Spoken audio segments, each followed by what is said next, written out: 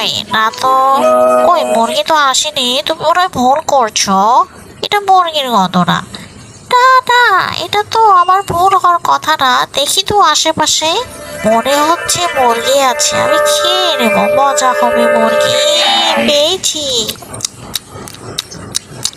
অনেক সুস্বাদু ছিল।